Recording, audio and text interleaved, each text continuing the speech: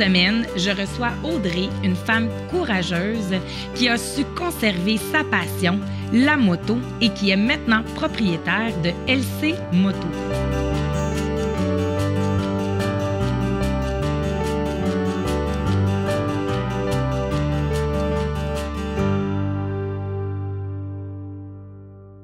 Allô Audrey. Salut Chantal. Je suis vraiment contente de te recevoir parce que je prends des cours de moto à votre école. Oui. Puis quand j'ai fait l'appel à tous un peu pour la 4e saison d'avoir des gens qui inspirent, je dois t'avouer que tu es la personne que j'ai reçu le plus de témoignages.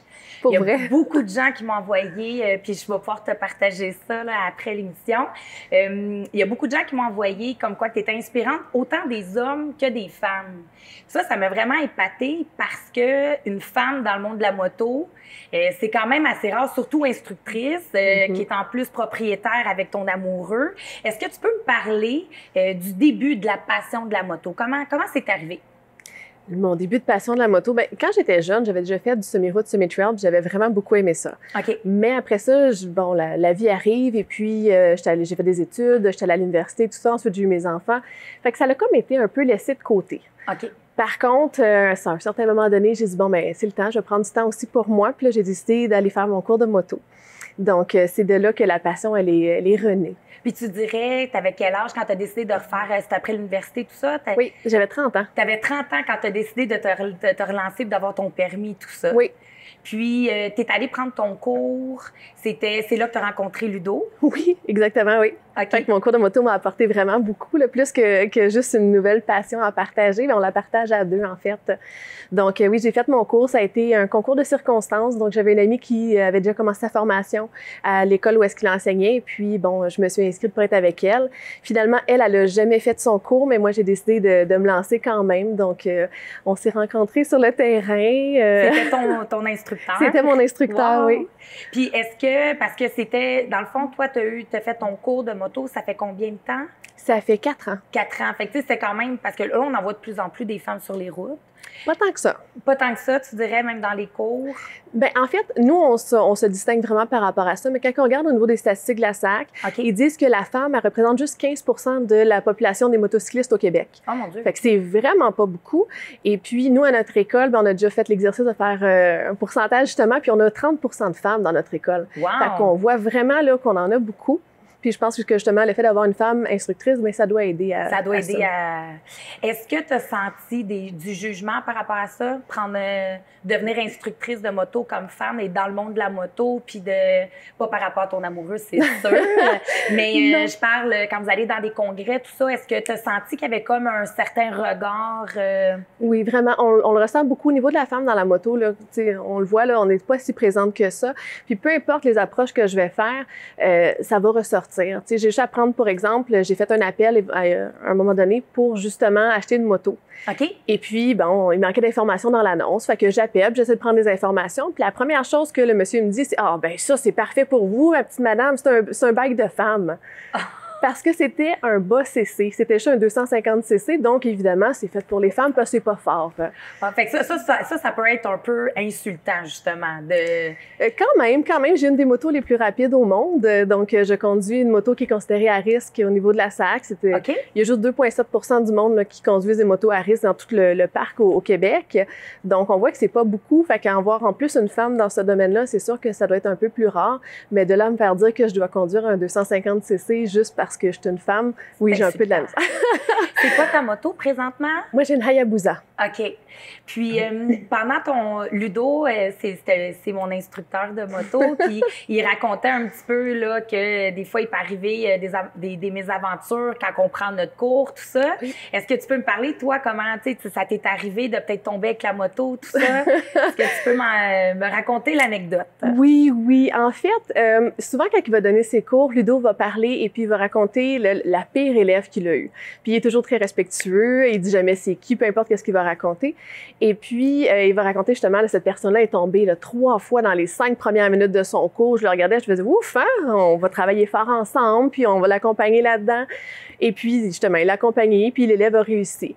Puis souvent, ce que j'aime, c'est justement, il mentionne pas c'est qui. Donc, quand j'arrive sur le terrain, puis là, les gens m'ont vu à l'œuvre, ils m'ont vu travailler avec eux, ils m'ont vu leur enseigner, ils ont vu mon expertise là-dedans.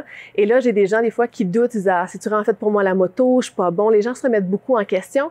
Puis là, à ce moment-là, c'est le fun parce que je peux réutiliser cette histoire-là. Puis je peux arriver, puis je peux leur dire ben, « Ludo, t'as-tu raconté ça? C'est la pire élève qu'il y a eu. Là. Écoute, là, c'est loin d'être toi. Là. La pire élève était vraiment pire que tes difficultés à toi. » Puis là, « Ah oui, il m'a conté ça. » Puis là, je peux leur dire « Ben écoute, c'était moi, ça. » Fait que là, les gens, ils se remettent comme en question, ils font comme « OK, fait qu'il y a moyen de s'améliorer. » Puis je suis comme « Ben oui, il faut juste prendre le temps, il faut se donner la chance d'apprendre. Là. La moto, c'est pas facile. » Puis c'est quoi pour toi la qualité, la plus belle qualité pour être un bon instructeur? La plus belle qualité, ça serait... Ben, c'est sûr qu'il faut être vraiment patient. Oui. Mais faut avoir la passion. Je crois pour être un bon instructeur, oui. Tu sais, on peut être un instructeur correct si on est patient et tout ça, mais pour être vraiment un bon instructeur, je pense qu'il faut être passionné. Il faut vraiment vouloir transmettre ça. Les gens, ils viennent nous voir parce qu'ils veulent vivre un rêve. Oui. Tu sais, ils rêvent de conduire une moto. Puis là, ils arrivent, il faut que tu sois capable de leur transmettre justement cette passion-là. Puis je pense que ça transparaît aussi dans tout ce qu'on fait à ce moment-là. Puis, est-ce que parce que on entend souvent parler, les motos causent beaucoup d'accidents, c'est un sport dangereux. Toi, c'est quoi tu dirais par rapport à ça? Je crois que ce qui cause beaucoup d'accidents, c'est le manque d'expérience des gens et non pas la moto comme telle. OK. Les gens, surtout justement où est-ce qu'on a été apprendre, ça fait une grande différence. Il y en a justement qui donnent des cours pour donner des cours, donc pour que tu aies ton permis. Puis il y a des gens passionnés qui veulent plus que juste avoir te donner ton permis, ils veulent vraiment que tu sois sécuritaire sur la route. C'est là vraiment qu'on va voir la différence. Même nous, dans nos exercices, la SAC nous demande d'éviter quelque chose à près ça de large. On trouve pas que c'est suffisant. C'est pas un trou dans la chaussée que je veux que tu évites, c'est la longueur d'un pick-up si jamais il passe dans ta face sur une rouge. Oui. Fait quand on fait des évitements d'obstacles, mais on va vraiment mettre la longueur d'un pick-up. Puis des fois, même les gens vont nous dire « Ah, c'est bien trop grand, c'est impossible. » Puis là, ben, Ludo, justement, va faire exprès. Il va prendre le pick-up, il va aller le parquer sur le terrain juste pour montrer aux gens « Regarde, c'est littéralement un gros pick-up que je te mets devant toi. Si ta lumière, elle est verte et que tu veux passer, puis le pick-up, il vient te couper la voie, je veux que tu sois capable de l'éviter. » Fait que ça remet les gens un peu en perspective. Ils comprennent justement pourquoi ils font ces exercices-là durs comme ça. Puis ça fait en sorte justement qu'ils s'appliquent vraiment à éviter les cons. Puis je pense que c'est ça aussi, je devrais dire, c'est vraiment ça qu'on entend aussi, que vos cours sont vraiment difficiles. Oui. Puis que quand tu penses à ACT, c'est beaucoup plus facile quand tu vas passer ton examen de moto parce que vous aimez ça quand c'est vraiment les tournants serrés, tout ça. Je pense que c'est vraiment votre marque de commerce que à votre école, vous faites vraiment des bons conducteurs. Vous avez aussi une famille, entre autres. Oui. Vous avez des enfants. Comment vous trouvez ça, vivre votre passion en ayant des enfants, tout ça? Bien, la passion, c'est quelque chose qui se partage. Puis je pense que nos enfants, ils ont eu aussi la piqûre. Okay. D'ailleurs, cet été, on leur a acheté un petit motocross pour qu'ils puissent commencer justement à pratiquer, à essayer ça. Mais d'emblée, ils sont déjà tellement baignés là-dedans. Ils nous ont tellement entendu enseigner, ils nous ont tellement vus, puis ils aiment ça. D'ailleurs, venez nous voir. Des fois, on a des enfants qui veulent venir s'asseoir dans la salle de cours quand on donne des cours théoriques juste parce qu'ils aiment ça, nous écouter. Mais les enfants, ils baignent tellement là-dedans que même quand ils sont à la maison, ça se reproduit aussi dans leur comportement. OK. Donc, on leur a acheté des petits cônes pour eux autres. Fait qu'ils vont se faire, mettons, des parcours sur le terrain, sur l'asphalte. Puis là, avec leur trottinette, ils vont faire littéralement des évitements d'obstacles et tout ça. Puis ils vont se corriger aussi entre eux. Puis on aime ça justement ce que ça leur apporte parce que même dans leur façon de se corriger, on voit qu'il y a toute l'approche pédagogique aussi qu'ils vont rechercher. Oui, un peu comme nous autres on fait. Tu sais, ça sera pas, ben ça t'as pas bien fait ça. C'est lève tes yeux ou regarde là-bas, fais ci comme ça. Donc ils vont vraiment se conseiller. Puis c'est beau à voir. C'est vraiment le fun de les voir. Tu te vois, en fait, là, dans le fond, tu dois voir toi puis ton amoureux, toi puis Ludo. Est-ce que vous... Bien, parce qu'il y en a beaucoup qui disent des fois que quand c'est transmis de génération en génération, en fait, que des fois, les enfants, ils ont leur permis de moto avant leur permis d'auto. Est-ce que tu penses que ça va être quelque chose dans votre cas ou... Moi, ce que je rêve, ça serait que tous nos jeunes passent au moins leur permis de scooter pour qu'on puisse aller se promener une moto en avant, les 5 scooters, puis une moto en arrière. Ça serait tellement cute. Mais oui, je pense qu'ils vont vouloir avoir leur permis de moto, assurément. Est-ce qu'ils vont l'avoir avant le permis d'auto? Ben, c'est sûr qu'on peut l'obtenir plus vite. Donc, j'imagine que oui, mais les 2 permis peuvent s'obtenir à 16 ans. OK. Fait qu'on va voir là qu'est-ce qu'ils vont vouloir. Ça sera leur choix. Si ça les intéresse, ça va nous faire plaisir de leur apprendre. Puis sinon, ben, il n'y a pas de problème non plus. Parce qu'entre autres aussi, vous donnez des cours pour pour les permis de conduire, les scooters aussi. Est-ce que, parce que comme on disait tantôt, tu es une femme dans le domaine, tout ça, c'est quoi la plus grande qualité d'une femme qui conduit une moto, tu crois?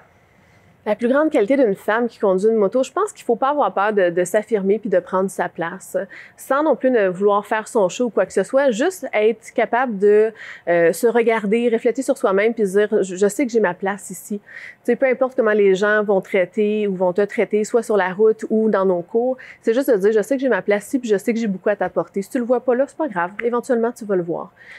Est-ce que ton mari, ton chum, il fait de la track? Oui. Est-ce que toi aussi, tu fais de la track? Parce que ça, il en parle dans les cours qu'il faut faire attention aussi, tu sais, faut vraiment faire la distinction de faire de la moto sur la route, de faire des randonnées, tout ça, d'être prudent, puis que si à un moment donné, tu aimes aussi la vitesse, ben il y a la track pour le faire. Est-ce que toi aussi, t'en fais de la track? Est-ce que tu as la même moto? Peux-tu me parler un peu de c'est quoi ça, la track, en fait? La track, en fait, c'est une piste là, en circuit fermé. Donc, c'est vraiment en fait pour aller rechercher là, le meilleur de tes capacités puis dans des conditions qui sont contrôlées. Fait que tu sais que tu peux faire confiance à l'asphalte, les nettoyer le matin, les sécher. Tu sais, on entretient bien nos motos en conséquence aussi. Donc, tout est prêt pour ça. J'ai commencé l'année passée. On est allé l'année passée d'en faire ensemble. C'était assez drôle parce que je l'ai fait en fait avec ma moto, puis c'est difficile de le faire avec une Hayabusa parce que justement c'est gros, c'est lourd. OK. Et la piste que nous on a choisie, c'est celle de Montmagny parce qu'elle est beaucoup plus technique. Donc ça prend vraiment beaucoup de contrôle sur la moto, fait que ça a été toute une expérience. Mais ça a commencé un peu sur des chapeaux de roue là, je te mentirais pas. Je suis arrivée là-bas puis la première chose qu'on m'a dit, ben en fait tout le monde était là, puis là l'instructeur était venu saluer tout le monde. Oui. Et puis là il est arrivé devant moi puis il a dit fait que toi tu viens observer aujourd'hui. Non, je viens faire de la track. C'est insultant. C'est tout le temps comme ça. Fait que c'est tout le temps de prendre sa place, puis juste, tu sais, de pas se laisser affaiblir par ça, de pas se laisser... Mais ça doit venir quand même t'affecter au niveau de la confiance. Tu dois dire, hey, tu sais, l'orgueil, puis on le sait que l'orgueil, c'est pas bon en moto, ça, je le retiens. Ben non, c'est pas bon. Mais ça doit aller chercher ton orgueil à quelque part, de dire, hey, toi, moi, te montrer comment je suis capable. Ben c'est justement comme ça qu'il faut le voir. Faut pas le voir en se disant, ah ouais, j'avoue, tu sais, qu'est-ce que je fais ici? Il y a pas vraiment beaucoup d'autres femmes qui font de la track et tout ça. Faut au contraire voir l'inverse. Et tu sais quoi, je vais te prouver que j'ai ma place ici. Pas pour toi, mais je vais te le prouver pour moi. Parce que je sais que j'ai ma place ici, puis tu penseras bien qu'est-ce que tu veux, mais tu vas voir qu'à la fin de la journée, je vais changer ton opinion.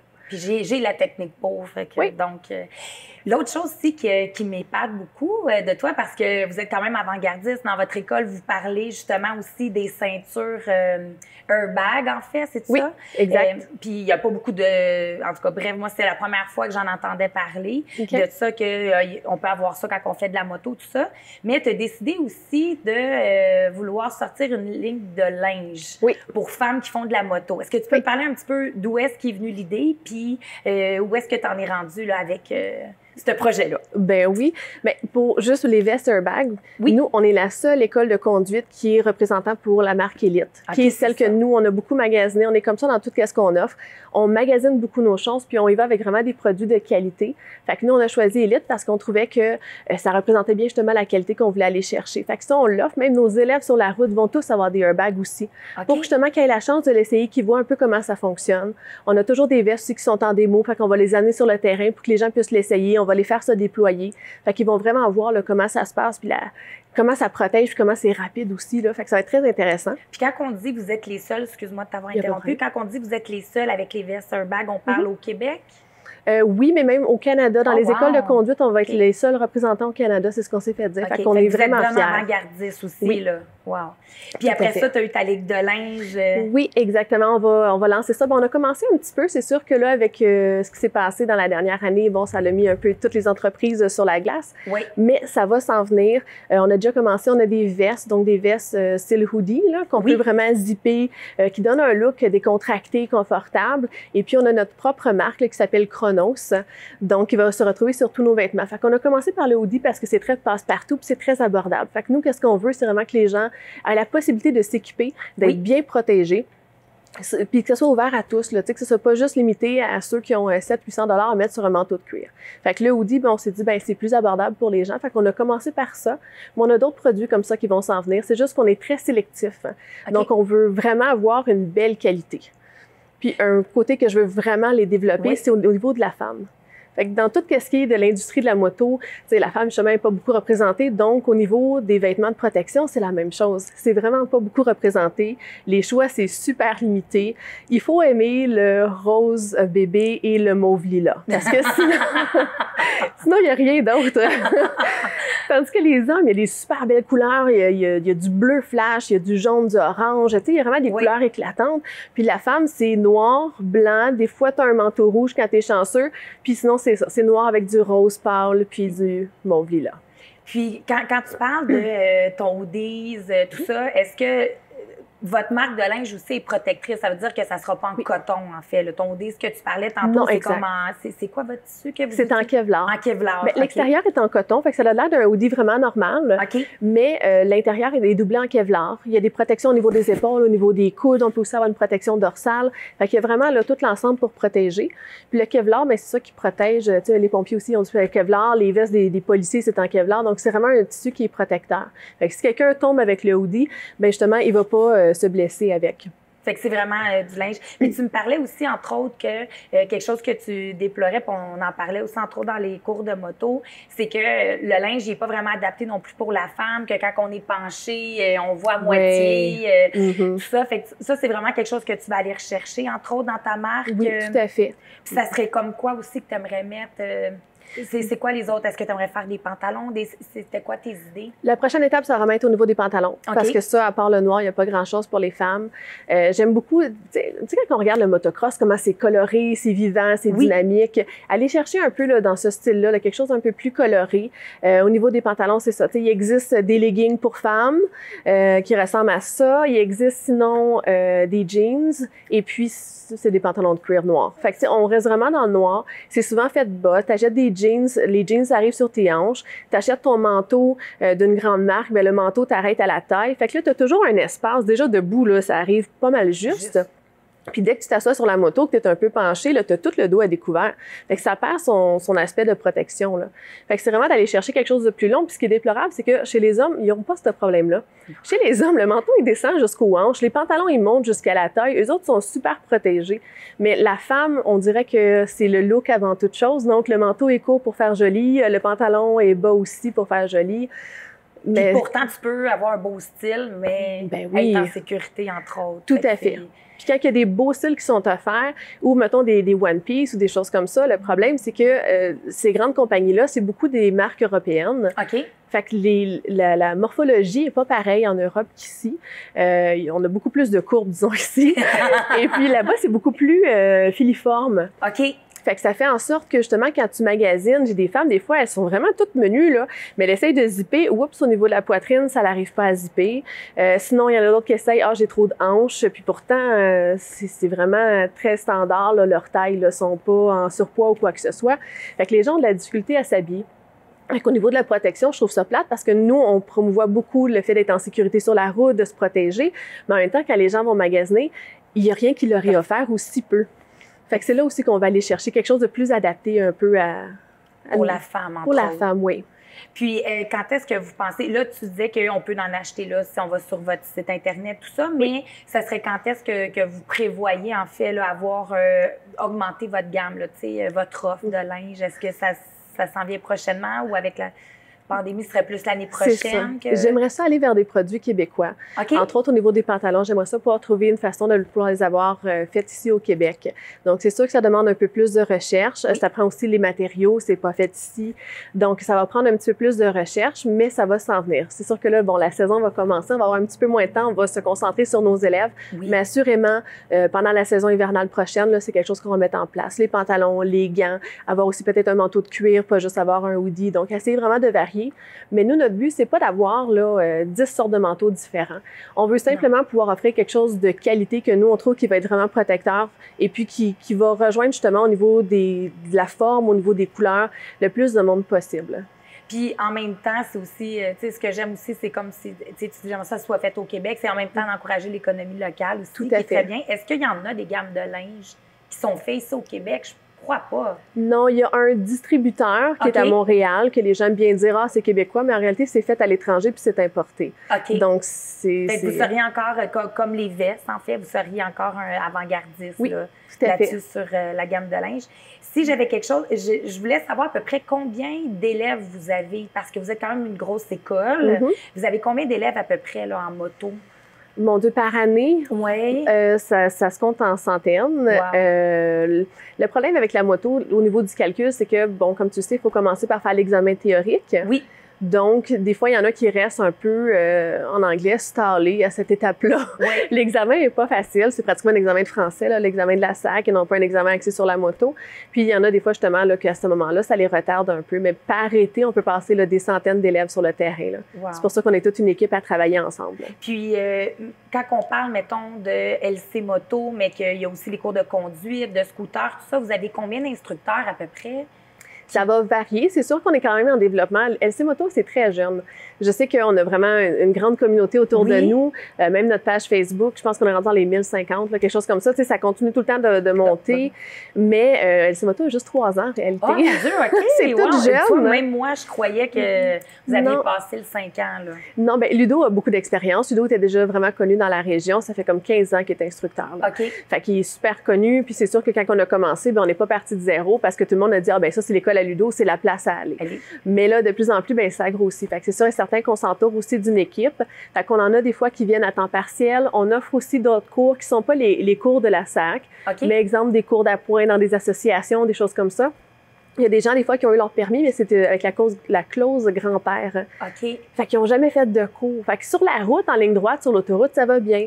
Sauf que là, ils se ramassent en groupe. Et puis, bon, au niveau de la sécurité, des fois, il y a des choses qui manquent, le contrôle de la clutch, des choses comme ça, qui veulent plus travailler. Puis, quand vient le temps de stationner la moto, tout le monde ensemble, bien, il faut vraiment avoir un bon contrôle. Oui. Fait que là, souvent, les associations vont nous approcher, vont nous demander, pouvez-nous faire des cliniques de perfectionnement. Fait que c'est quelque chose qu'on a. Fait qu'on a une autre équipe dédiée à ça parce que quand on est sur le terrain l'été, on n'a pas le temps d'être partout à la fois. Fait qu'on a une autre équipe vraiment qui est dédiée à ça. Puis pour les examens, quand c'est le temps d'aller faire l'examen sur la route, en moto, vous le faites pas ici à Valleyfield, vous le faites à... En fait, l'examen en circuit fermé, c'est fait dans les endroits les plus proches. Il y a Longueuil, il y a Montréal, il y a Laval. Nous, on aime beaucoup aller à Longueuil. OK. Puis c'est pourquoi? Pourquoi vous aimez ça là-bas? C'est la façon de circuit, l'équipe? Oui, bien tout. À Longueuil, les gens sont vraiment sympathiques aussi. On aime bien le fait que les instructeurs... Bien, Ludo, ça fait comme 15 ans qu'il y va. Fait que c'est sûr qu'ils connaissent bien Ludo aussi. Mais, tu sais, les évaluateurs sont vraiment sympathiques. Ils sont pas là pour te mettre en échec. Donc, ils sont pas là pour te stresser, pour que tu échoues. Au contraire, tu sais, ils sont sympathiques. Ils ont un sourire. Prends ton temps, ça va bien. Puis même au niveau du terrain aussi, on trouve qu'il est mieux fait. OK. Fait qu'il y en a tu sais, il y en a d'autres, mettons, t'es carrément dans une cage, là. C'est tout grillagé partout autour du terrain. Fait que dès que tu rentres, tu te sens en cage. C'est un stress. Celui Henri Bourassa, t'es en pente. Fait que c'est un peu particulier. Tu sais, il y a plein de petites choses comme ça. Tandis que Longueuil, ben c'est ça. C'est chaleureux, puis vous trouvez ça accueillant là-bas. Vous vous sentez bien. Si, mettons, je pouvais vous souhaiter quelque chose, ça serait quoi pour votre école? Ça serait quoi là, que tu aimerais prochainement? As-tu un objectif, un but, une réalisation que tu aimerais? Bien, nous, on essaie le plus possible de devenir un multicentre, si on veut. Donc, c'est sûr que là, la prochaine étape, c'est d'acheter notre propre terrain, d'avoir notre propre bâtiment, puis d'avoir tout rassemblé à une place. Mais on a déjà le garage qui est en fonction. On a un blog aussi qu'on a lancé en mars, qu'on a mis un peu sur la glace à cause de la situation sanitaire en ce moment. Et puis, on voulait pas inciter les gens à prendre leur moto quand c'était pas permis. Mais ça va se relancer vraiment prochainement. On a une belle équipe de blogueurs aussi là, qui sont prêts à parler de leur expérience, ce qui ont visité les items qu'ils ont essayé, ce genre de choses-là. Fait que ça va rajouter beaucoup de vie. On a la gamme de vêtements qui s'en vient. Fait qu'on a tellement de beaux projets comme ça que je veux juste vraiment que ça puisse continuer à se développer. Puis, mais avoir notre local, là, je pense que ça va être la prochaine étape que tu aimerais beaucoup. L'autre chose aussi qui est particulier, je trouve, avec votre école, c'est que vous faites beaucoup de randonnées en groupe. Ceux que vous avez une page Facebook, les gens, ils peuvent aimer votre page, tout ça. Puis quand on a pris des cours, entre autres avec vous, on peut aller faire, vous organiser des randonnées. Peux-tu me parler un peu de comment ça fonctionne par rapport à ça, les randonnées, tout ça? Bien, on a commencé ça l'année passée. C'était vraiment à la demande des élèves. Donc, les gens font leurs cours ensemble. Tu sais, ils passent des moments intenses ensemble. Puis là, ils voulaient continuer à rider ensemble, mais pas nécessairement, tu sais, s'acheter sur Facebook ou d'un, il faut se trouver. Premièrement, sur Facebook, déjà là, c'est un pas de plus. Ouais, c'est ça. Donc, ils nous ont demandé d'avoir un groupe, mais privé. Fait que ça s'appelle les LC Riders. C'est vraiment limité juste à nos élèves, à nous autres. Fait que les gens, quand ils ont commencé leur cours, ben, on leur permet d'intégrer. Puis là, ben, quand les gens y partent, ben, ils invitent les autres à pouvoir se joindre à eux. Okay. L'avantage, c'est que tu sais que la personne a pris les cours à la même place que toi. Fait qu'on l'a dit tantôt, tu sais, notre école exige beaucoup plus des élèves, mais sont beaucoup mieux préparés à la route après, puis sont beaucoup plus sécuritaires. Fait qu'au moins, quand tu vas rider avec des gens que tu sais qui ont passé par notre école, tu te sens déjà beaucoup plus en sécurité. Le problème avec les associations, les grosses rides de groupe, c'est que des fois, ben ça, tu te ramasses avec des gens que leur technique de conduite peut laisser à désirer. Fait que là, tu te ramasses au milieu d'un peloton, puis là, tu te sens pas très, très à l'aise. Puis ça, des fois, c'est quelque chose qui décourage les gens d'aller en groupe. OK. Fait qu'au moins, avec les LC Riders, ben, on organise des choses comme ça, où est-ce que, tu sais, que ceux qui sont là, ben, ils ont les mêmes capacités que toi. Puis aussi, on organise pas juste des rides de groupe, mais aussi d'autres activités.